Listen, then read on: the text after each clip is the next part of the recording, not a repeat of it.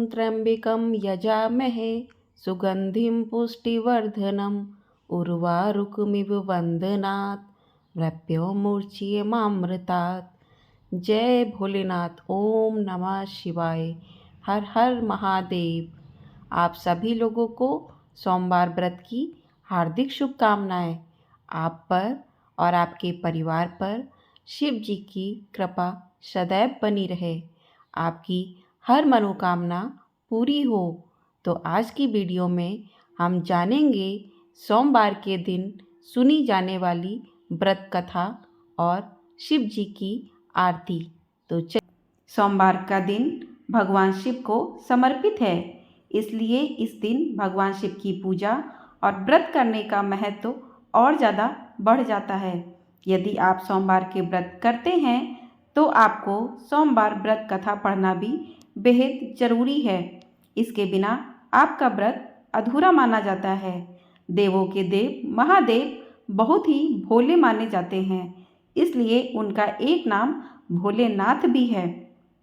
पौराणिक मान्यता के अनुसार भगवान शंकर को प्रसन्न करने के लिए किसी भी तरह के खास विशेष पूजन की आवश्यकता नहीं होती, क्योंकि कहा जाता है कि वह तो भोले हैं और भक्त की मन से की गई क्षणिक मात्र की भक्ति से ही वह प्रसन्न हो जाते हैं।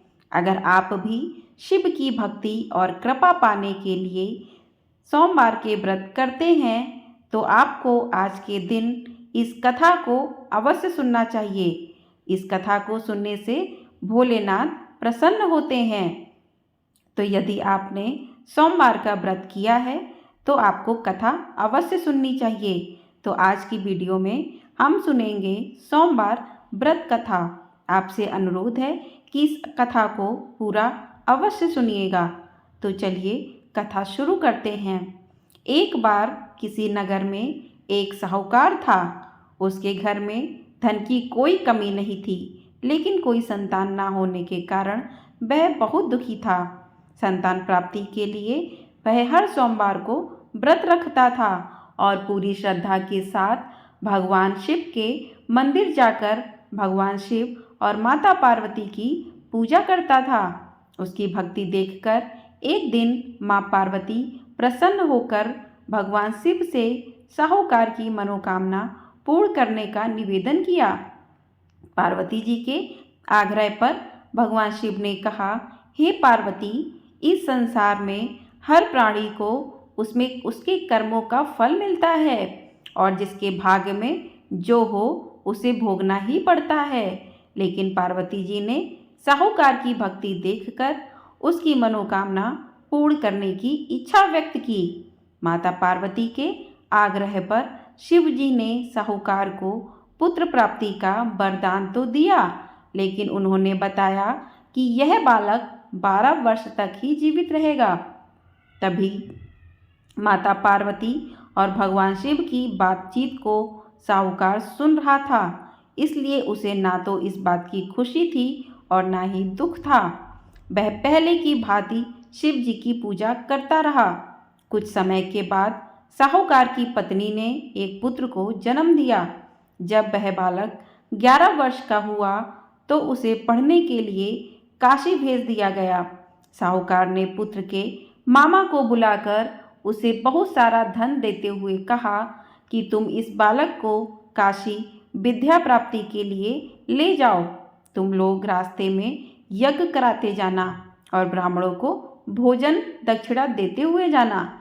दोनों मामा भांजे इसी तरह यज्ञ कराते और ब्राह्मणों को दान दक्षिणा देते काशी नगरी निकल पड़े।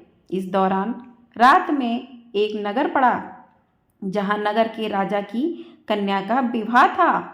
लेकिन जिस राजकुमार से उसका विवाह होने वाला था वह एक आंख से काना था।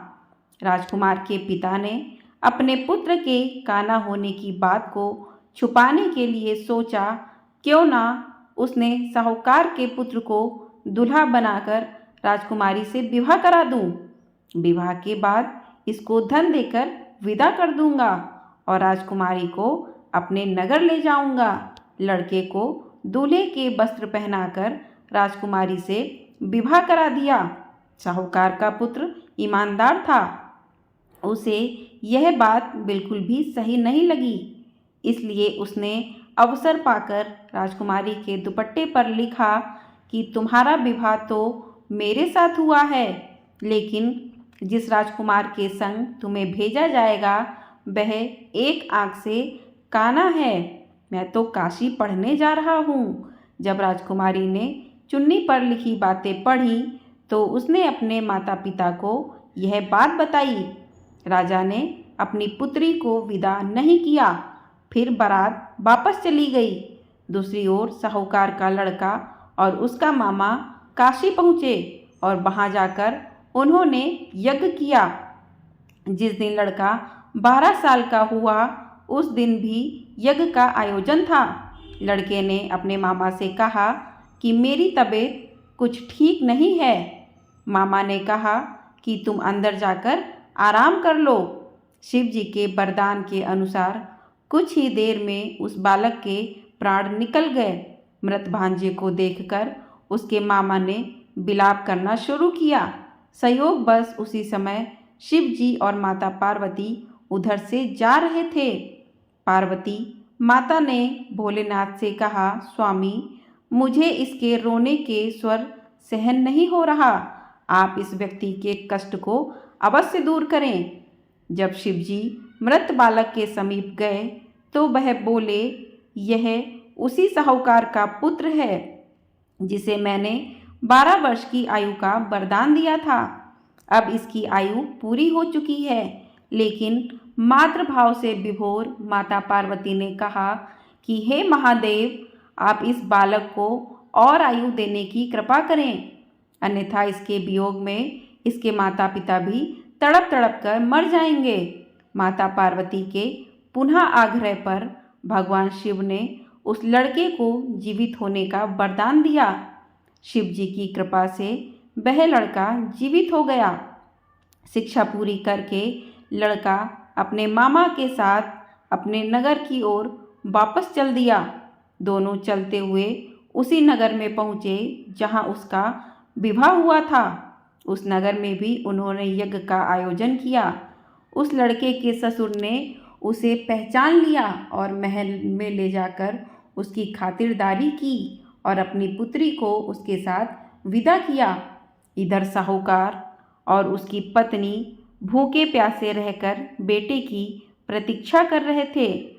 उन्होंने प्रण कर रखा था कि यदि उन्हें अपने बेटे की मृत्यु का समाचार मिला तो वह भी अपने प्राण त्याग देंगे, परंतु अपने बेटे के जीवित होने का समाचार पाकर वह दोनों बेहद प्रसन्न हुए। उसी रात भगवान शिव ने साहूकार के स्वप्न में आकर कहा, हे सृष्टि, मैंने तेरे सोमवार के व्रत करने और व्रत कथा सुनने से प्रसन्न होकर तेरे पुत्र को लंबी आयु प्रदान की है।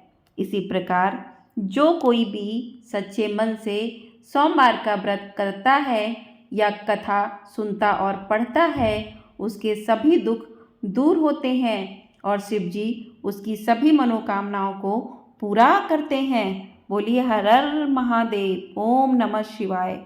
ये अब सुनते हैं शिव आरती। जय शिव ओमकारा, स्वामी जय शिव ओमकारा, ब्रह्मा विष्णु सदाशिव अर्धांगी धारा। ओम जय शिव ओमकारा। एकानन चतुरानन पंचानन राजे, हंसानन गरुड़ासन वृषवाहन साजे। ओम जय शिव ओमकारा। दो भुज चार चतुर्भुज, 10 भुज अति सोहे, त्रिगुण रूप निरुखता त्रिभुवन जन मोहे। ओम जय शिव ओमकारा।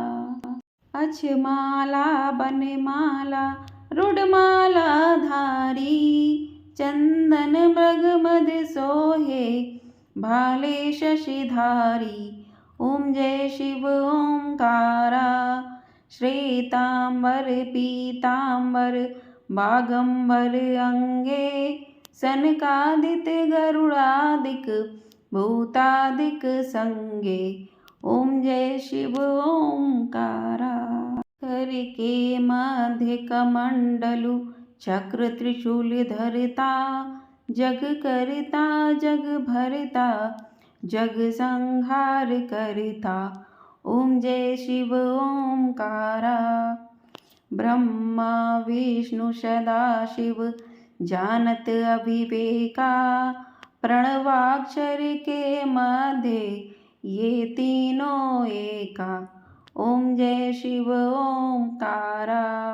काशी में विश्वनाथ विराजति, नंदी ब्रह्मचारी नितुट भोग लगावत, महिमा अति भारी। ओम जय शिव ओंकारा। गुण शिव जी की आरती जो कोई नर गावे, कहत शिवानंद स्वामी मनवांछित फल पावे। ओम जय शिव ओंकारा। ओम जय शिव ओंकारा। स्वामी जय शिव ओंकारा। हर हर महादेव। ओम नमः शिवाय।